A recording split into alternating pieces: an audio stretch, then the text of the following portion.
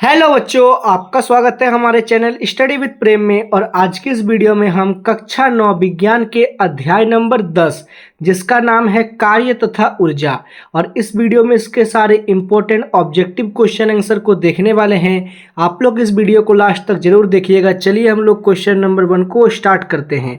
तो यहाँ पर क्वेश्चन नंबर 1 है। 1 नंबर प्रश्न है, बल एवं विस्थापन का गुणनफल कहलाता है। मतलब अगर हम बल और विस्थापन को गुना कर दें तो उसका गुणनफल क्या कहलाएगा? तो ये कहलाएगा कार्य। क्या कहलाएगा? ये कार्य कहलाएगा। ठीक है, तो क्वेश्चन नंबर 1 का सही उत्तर हो जाएगा ऑप्शन नंबर 4। फिर है क्वेश्चन नंबर 2। 2 नंबर का प्रश्न है, कार्य जो बल एवं विस्थापन का गुणनफल है। तो कौन सा कार्य बल एवं विस्थापन का गुणनफल है?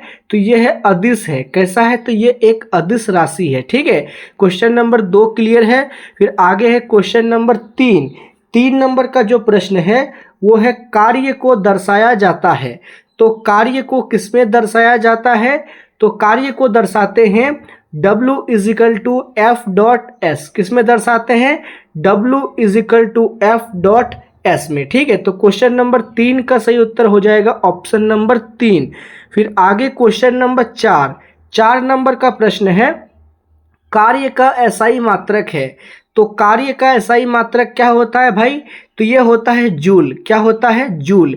कार्य का एसआई मात्रक पूछेगा तो क्या लिखिएगा? जूल हो जाएगा। ठीक है, फिर आगे क्वेश्चन नंबर 5।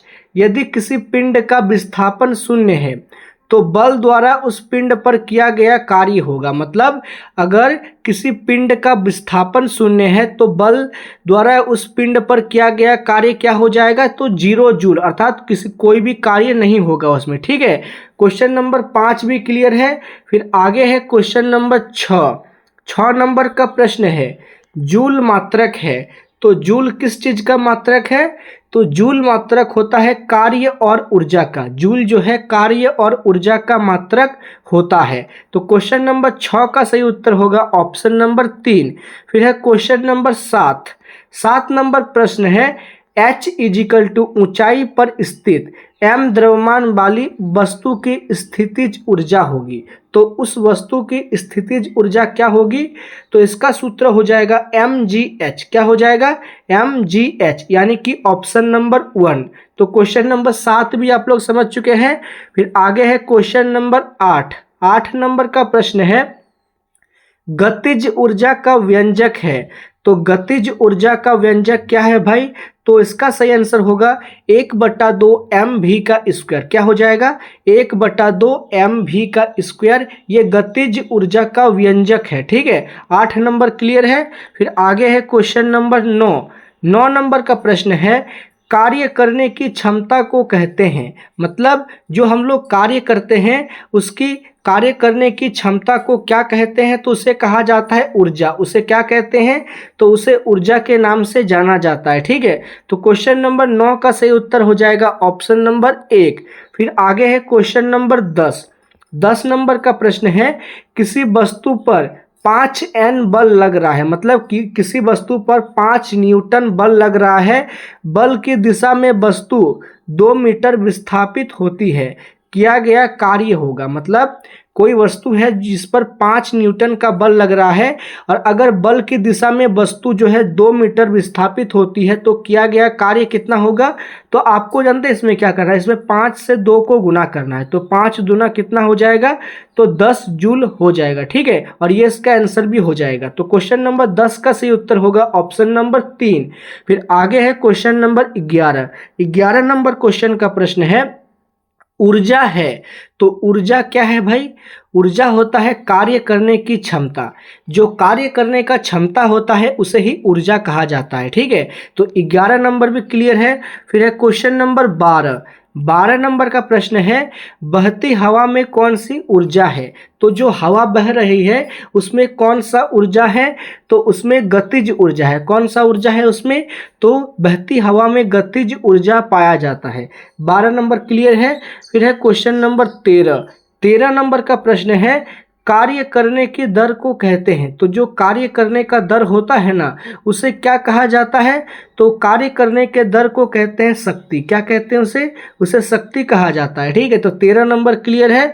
फिर है क्वेश्चन नंबर 14।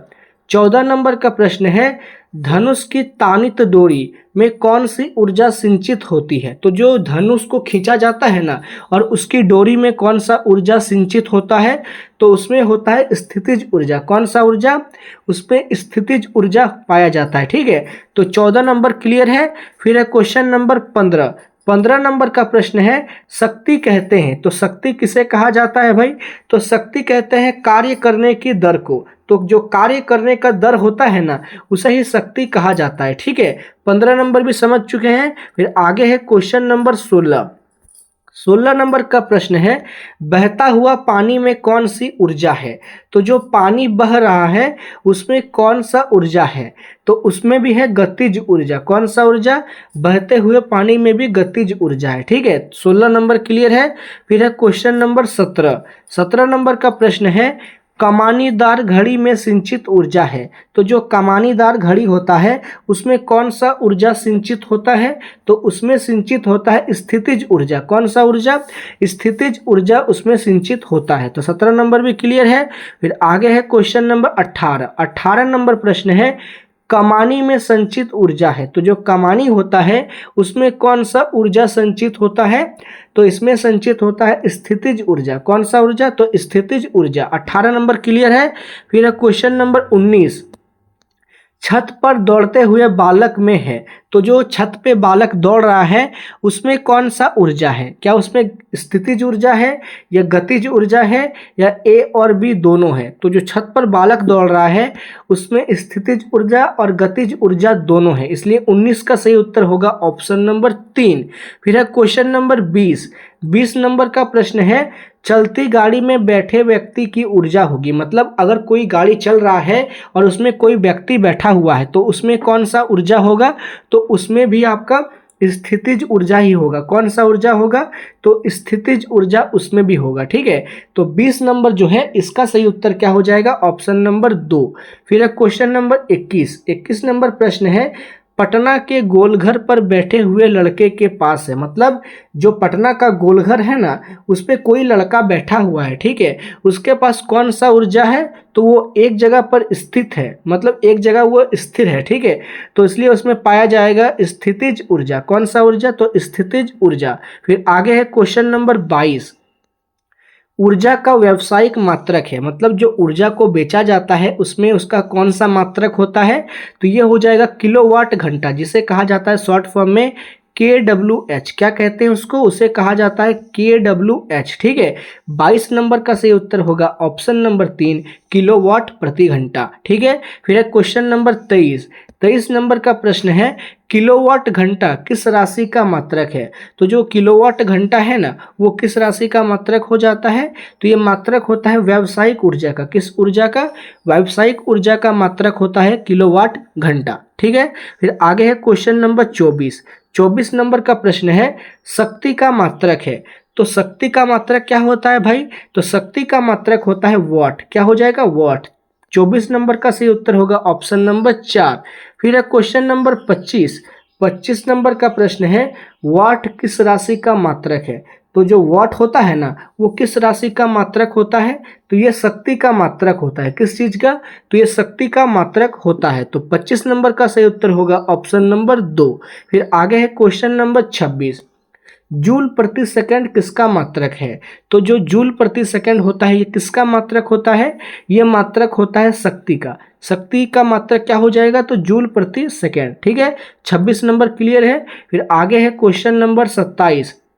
द्रव्यमान m के कण का रेखीय संवेग p, तो उसकी गतिज ऊर्जा होगी। मतलब जो द्रव्यमान m है उसके कण का रेखीय संवेग p, तो उसकी गतिज ऊर्जा क्या हो जाएगा? तो इसका सूत्र होगा p² बटे में 2m। क्या हो जाएगा? p² बटे में 2m, ठीक है। तो ऑप्शन नंबर 4 में ये हमें दिख रहा है, तो इसलिए 27 नंबर का सही उत्तर होगा ऑप्शन नंबर 4। फिर है क्वेश्चन नंबर 28। 28 नंबर का प्रश्न है, किसी वस्तु का वेग आधा कर दिया जाए तो उसकी गतिज ऊर्जा कितनी होगी। मतलब कोई वस्तु है, अगर उसका वेग को हम लोग आधा कर देते हैं तो उसका गतिज ऊर्जा कितना हो जाएगा, तो ये हो जाएगा 1/4, ठीक है। कितना उसका गतिज ऊर्जा बच जाएगा, तो 1/4 बच जाएगा। 28 नंबर भी क्लियर है। फिर है क्वेश्चन नंबर 29। 29 नंबर प्रश्न है, किसी वस्तु का वेग दुगना कर दिया जाए तो इसकी गतिज ऊर्जा कितना होगा। मतलब अगर वस्तु का वेग अर्थात वस्तु का स्पीड को बढ़ाकर उस दुगना कर दे तो उसका गतिज ऊर्जा क्या हो जाएगा, तो गतिज ऊर्जा 4 गुना हो जाएगा। अगर डबल करते हैं तो 4 गुना हो जाएगा, ठीक है, 4x हो जाएगा। 29 का सही उत्तर क्या लिखिएगा, ऑप्शन नंबर 3, ठीक है। लास्ट क्वेश्चन है क्वेश्चन नंबर 30। 30 नंबर का प्रश्न है, किसी वस्तु का वेग 3 गुना कर दिया जाए तो इसकी गतिज ऊर्जा कितनी हो जाएगी। मतलब कोई वस्तु है, उसका वेग को अगर 3 गुना कर देते हैं तो उसका गतिज ऊर्जा कितना हो जाएगा, तो 9 गुना हो जाएगा। कितना गुना, तो 9 गुना। तो क्वेश्चन नंबर जो 30 है इसका सही उत्तर होगा ऑप्शन नंबर 4। और इसी के साथ हमने इस चैप्टर के जितने भी सारे इंपॉर्टेंट क्वेश्चन थे उन सभी को देख लिया है। अगर आपको ये वीडियो पसंद आए तो आप इस वीडियो को लाइक कीजिए, हमारे चैनल को सब्सक्राइब कीजिए। मिलते हैं आपके साथ किसी नेक्स्ट वीडियो में। जय हिंद, जय भारत।